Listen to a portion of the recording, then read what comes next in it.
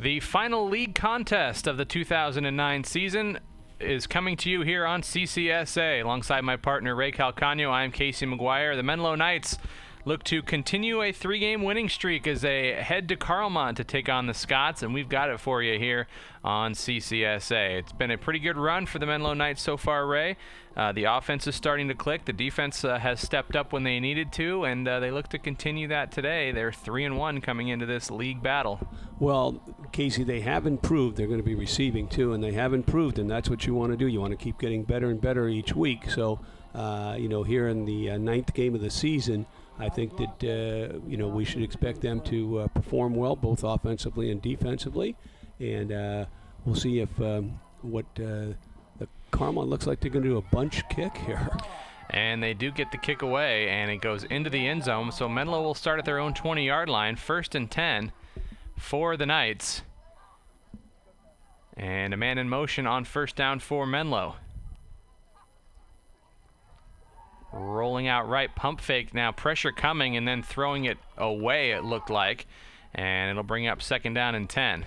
Well, and just as you said, Casey, I think throwing it away was a good point. Here's the option. And a pitch to Dylan Mayer on 2nd and 10, and Dylan goes for about 5 yards and out of bounds.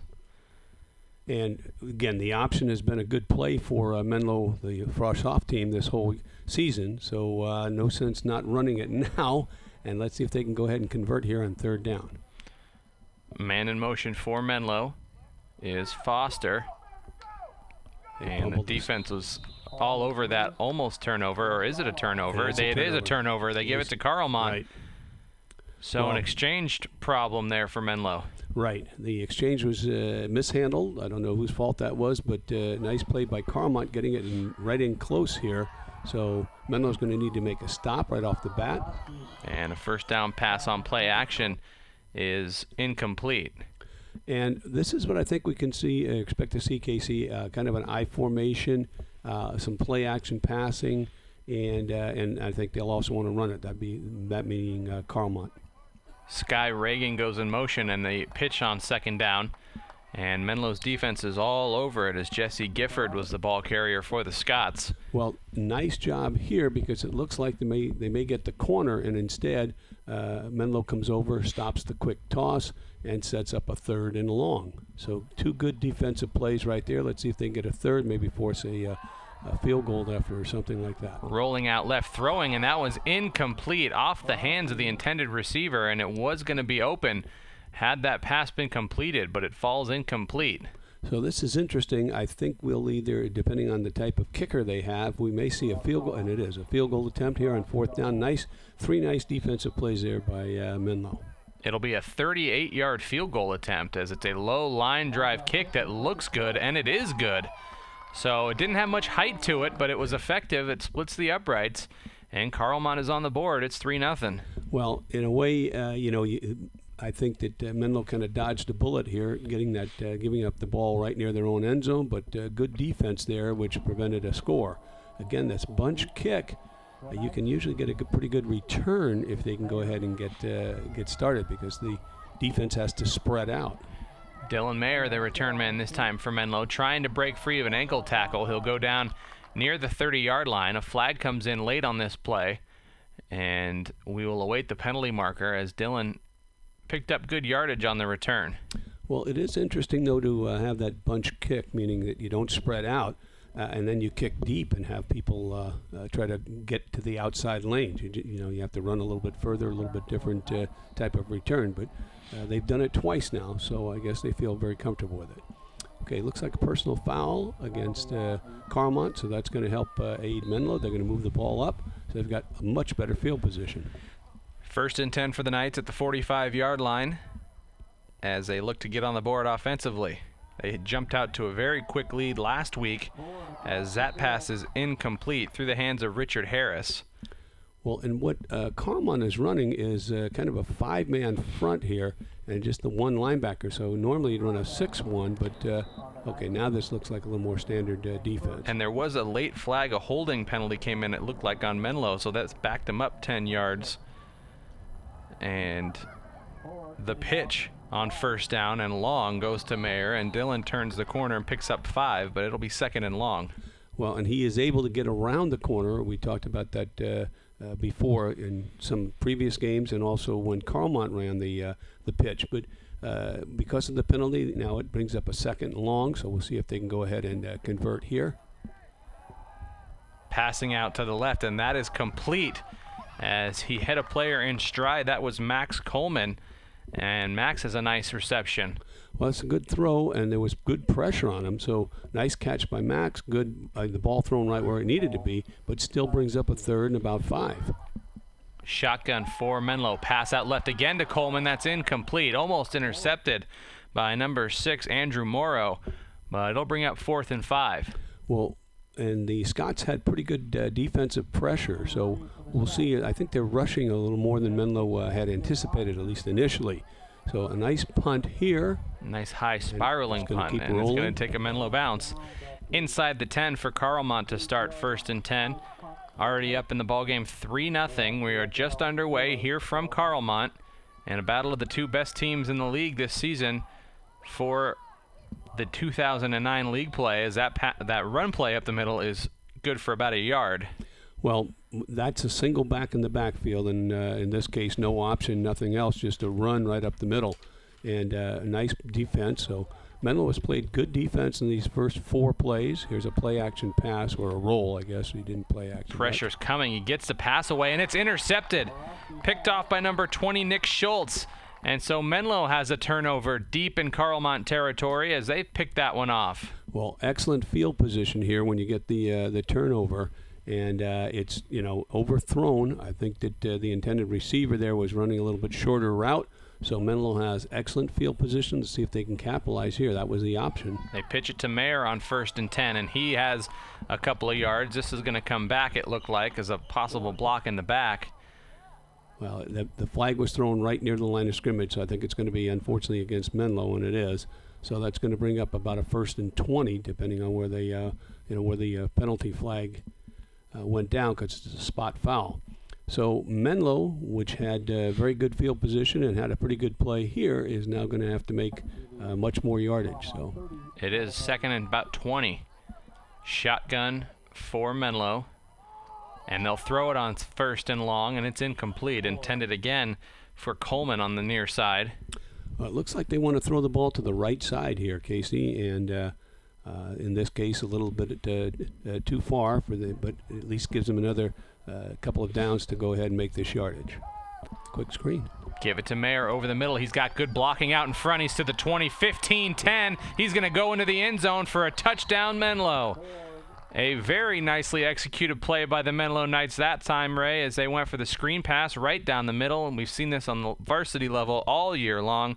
That time, Dillon took it 40 yards to the house. Well, nice play, and you knew that the lineman and Menlo has had some pretty good rush, so this is a great play. They let the lineman come through, throw it right past that first wave, and then Dillon, along with a convoy of blockers, gets in the end zone. So Menlo's up in front and stretches their lead here. Yeah, they do. It is a 7-3 lead now for the Menlo Knights, as we see that offense that was so prevalent in last week's game, striking early. Well, except for their turnover, I think they, and giving Carlmont good field position, they've done a great job. So let's see if they can go ahead and continue to play good defense. Menlo got out in front of Burlingame 21-0 last week. And here they're out in front 7-3, and now I believe Menlo might have taken a timeout here, and it is a timeout, Menlo. Right.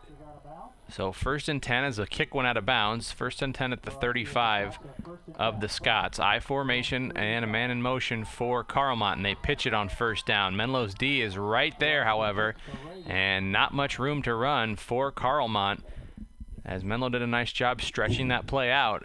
Again, a great job because, this is the quick pitch. We've talked about that. If you can get around the end or outflank you can make some good yardage. Menlo's done a nice job defensively now in about 6 or 7 straight plays. 3-step drop, quick pass right is incomplete, intended for Morrow, and it'll bring up 3rd and 10. Well, add another play, and if they are unsuccessful this time, that would be 3 straight stops that this defense has gone ahead and put on Carlmont, and they have. Richard Harris got up and blocked that one, and it'll bring up 4th down. So Carlmont goes 3 and out here. Well, they've had 3 plays, and then the interception, and then another 3 plays. Obviously, they got the 3 points out of it just because of the good field position. But Menlo's defense is doing a great job so far. A low line drive kick that takes a Carlmont bounce, and Menlo, unfortunately, they're going to pick it up at the 5-yard line, and a heads-up play there for Menlo as it looks like Dylan Mayer down the left side of the field. Correction, that's number 14, Wiley Osborne, and Osborne does a very nice job. Would have been 1st and 10 at the 5-yard line. Instead, he's up by the 50. I think there's a penalty on this one, though. Yeah, I see the flag down there, Casey. So a great return, but it may be, yes, it's going to be nullified. So let's see where they mark it. Yeah, it depends on where the foul took place in that situation. I'm not sure where they are, where the spot foul is, but a nice job.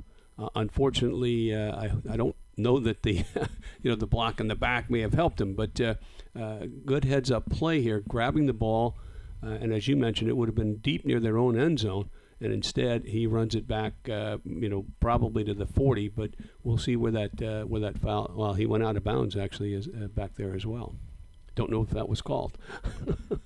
So you see the flag come in on the left side of the screen there late, so it was pretty far down the field. So Menlo's still going to get decent field position out of it as they run that screen again, and a lot of room for Mayer again, and he's got breaking to the 40. 30-20, touchdown Menlo. Well, if it works once, absolutely. Why not try it again? And you can see that the defensive linemen are very aggressive, want to go ahead and put great pressure on the quarterback. So that's a good way, a nice screen pass. Obviously, it's worked twice now for touchdowns, so that ought to take a little bit of the pressure off the passer and maybe slow down those rushers. But two real nice plays, and Menlo's about to jump to a 14-3 lead if they can make this extra point. So Dylan Mayer is having a whale of a first quarter already as he is into the end zone for the 2nd time. The extra point is up and good, and it is a 14-3 lead for the Menlo Knights. Well, and Menlo is clicking, as we noted. They've stopped the Knights on, or excuse me, the Scots on 3 possessions here. So let's see if this defense can continue to go ahead and stop them. That ball bounces at the 10-yard line and is scooped up and returned by Carlmont number 10, Sky Reagan. And Reagan with a nice return. Well, he is, he's their all-purpose back. It looks like he's gotten the ball on the pitch. He's back here on kicks. He's not one of the tallest players that I've seen, but very, very elusive and made a nice run there. There he is, giving it a reverse. And trying to turn the corner upfield to the 40. And somebody stole the ball. The ball has been taken. He stripped it right out of his hands. Menlo's going the opposite direction, and into the end zone for a touchdown goes Richard Harris. No whistle. Wonderful play. Great heads-up defensive play here. They run the reverse. Richard just takes the ball before he goes ahead and gets down. You see it right here, and he takes it, and he's going the other way. And so that's what I get for looking down at my roster to see who was making the tackle, as the extra point is blocked, however. So Menlo puts 6 more points up on the board, and they lead at 20-3. Well, what a strange twist of events there on the reverse. Richard Harris just takes the ball from him very alertly. Nice heads-up play. So Menlo's defense has been excellent. And here's Regan again returning, and he is taken down with one arm as Sky Regan listed on the roster at 5 feet 90 pounds.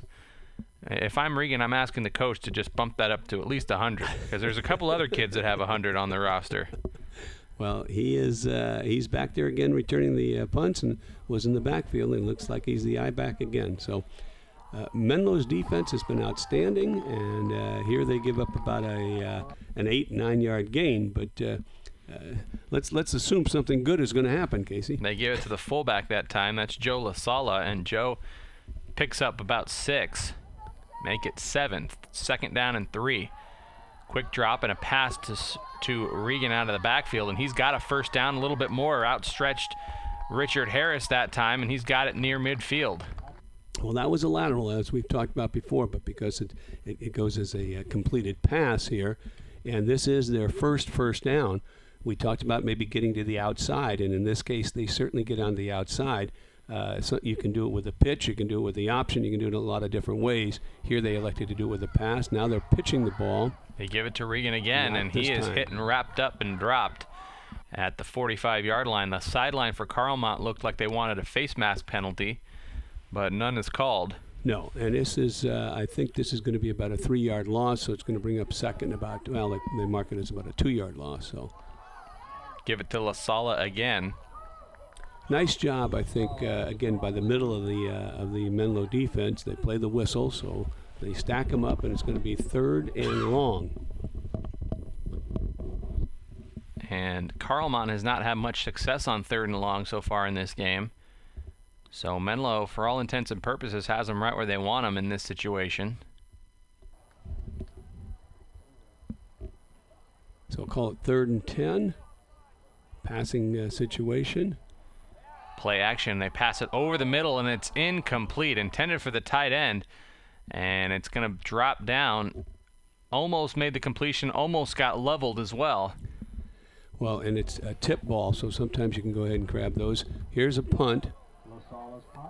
And it's La Sala in to do the punting for Carlmont, and it's taken by Osborne at the 15-yard line, and he throws a stiff arm, and a very good stiff arm, but eventually gets thrown down at about the 20. Well, this is another good return, not as long as the previous one, but makes a good decision here, catches the ball, gets to the outside. I think if he got by this one more man, it would have been a very long return. Heads up move there by not blocking, because I think you may have had a penalty. So Menlo gets pretty good field position. They'll spot it at about the 22-yard line. 1st and 10 for the Knights, already up 20-3.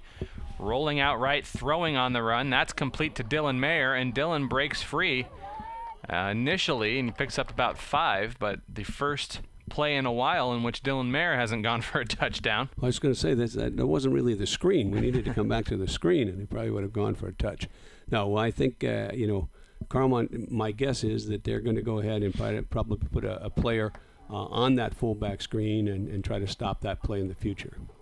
Shotgun for the Knights, and the pass quickly out right is complete to number 2, Pete Foster, and Pete has it near the 1st down. This was also a quick screen. They could have thrown to either the fullback or the outside receiver. They elected to throw it to the outside receiver there, and a very nice play defensively by tracking him down. And whistles come in on this play. I don't know if Menlo was set. Right.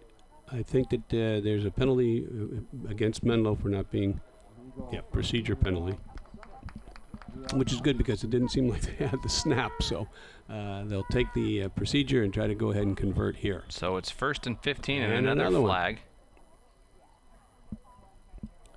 And this might be against Carlmont, and it is. The near line judge had made it an encroachment signal, so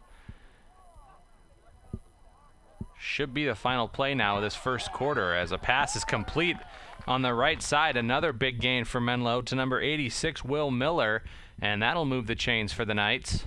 Well, again, they're throwing the ball to the right side. We've seen the slant pass there a couple of 2 or 3 times now, either attempted or completed. And so, nice job, 1st and 10, but the whistle stops them here. So, delay of game against the Knights. Unusual after the quarter, but they're calling them. So here's the option. And fumble on the option pitch, and it looked like Menlo jumped back on it as Tommy Ford was the pitch man in that situation. Correction, that was number 16, Brian Francis, into the game. Right. And he fell right back onto it, so 2nd and 15.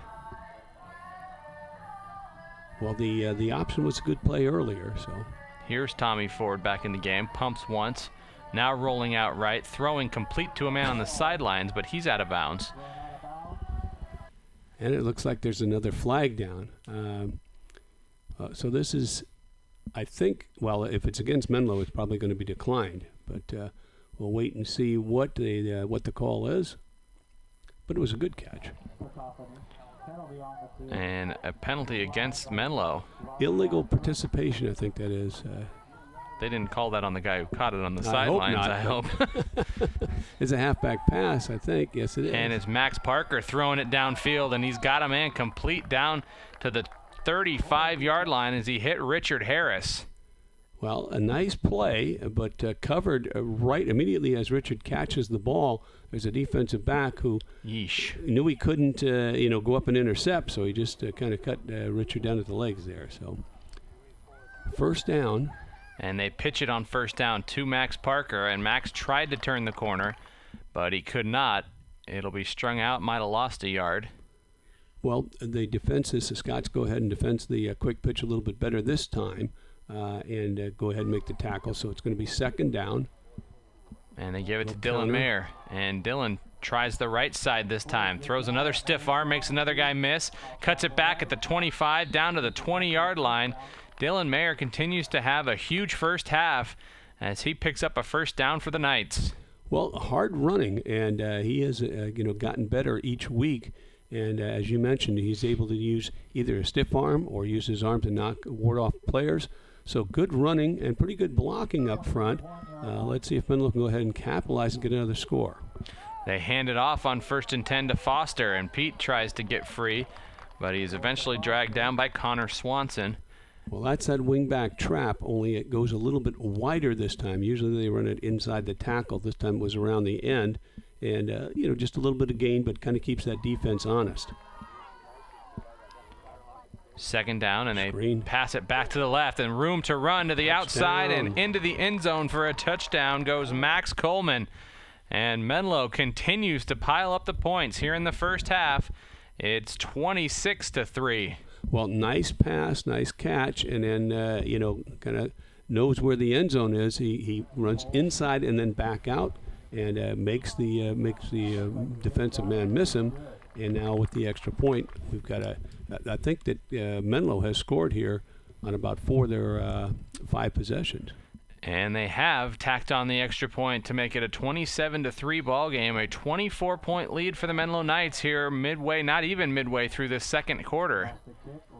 As the kick is taken at the 10-yard line by Sky Regan, and Regan picks up a couple, but he is taken down before the 30-yard line. Well, good coverage. They're kicking it deep, and they, certainly, I think they're aware of the return here, and go ahead and close down quickly. And they've made good tackles on the kickoff team each and every time. So, see if they can go ahead and force a punt or get another turnover. Quick snap, pass out to the left is complete, and good coverage there by Menlo. Good play run by Carlmont as a first down picked up by Jason Marley. Well, that was the play, a quick screen that to the wide receiver that Menlo scored on. So I guess Carlmont thought, well, maybe we can go ahead and get a score out of it. They hand it off on 1st and 10, and it's snuffed out pretty quickly by the Menlo defensive line. Well, that's just straight ahead blocking, so no real deception either by the line or the backs, and very little gain. So brings up about 2nd and 8. Pass now down the middle of the field. That is complete. Looked like a lot of contact. There might have even been a pass interference call coming if the pass wasn't completed, but it was, as Andrew Morrow picks that one up, and Carlmont moves the chains again.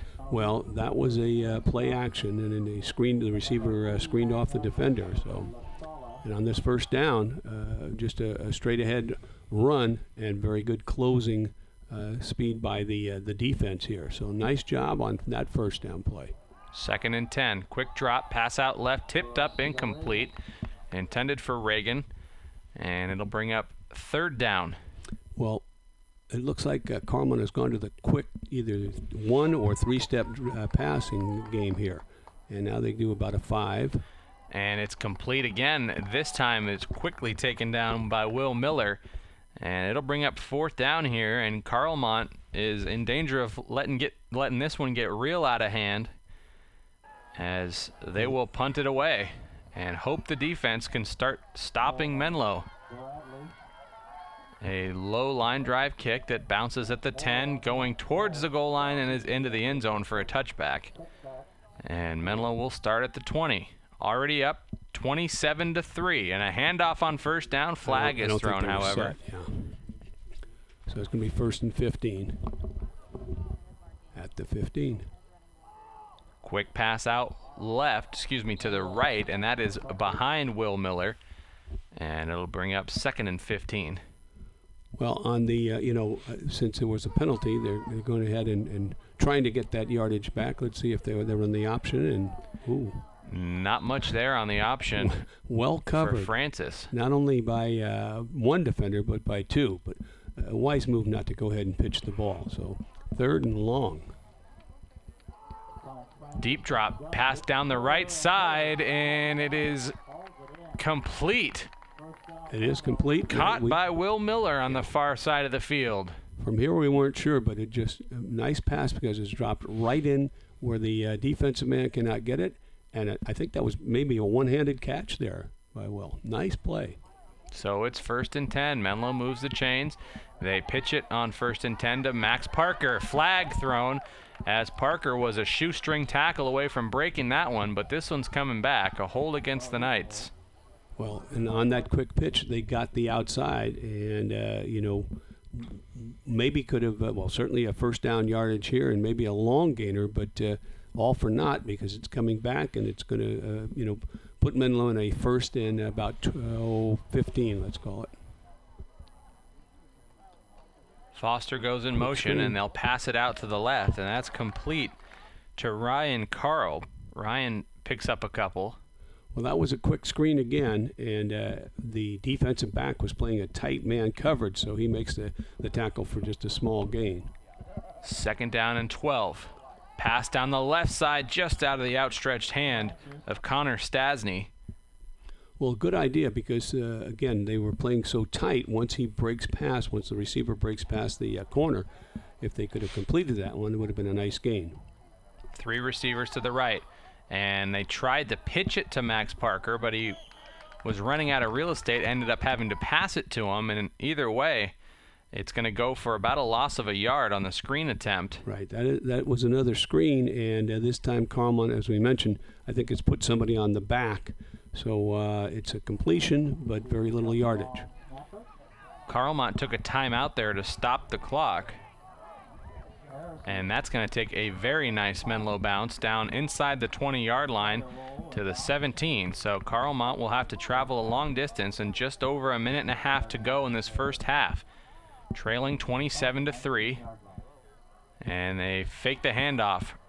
Rolling out left, throwing deep down the left side of the field. That is complete down to the 50-yard line. They get the 49. A flag comes in on this play, so we will have to await the penalty marker. Well, it's play action. It's well covered, but somehow they make the catch. So nice play by Carlmont. They're talking to the Carlmont players, so my guess is it's something against Menlo. I don't think they can tack it on after the play. So it's pass interference, which they're going to decline.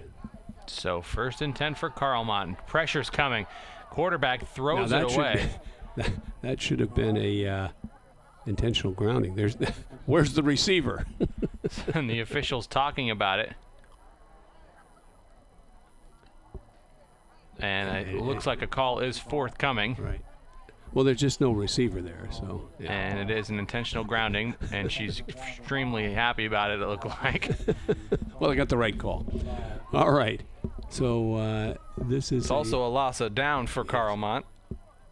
So it's 2nd down now.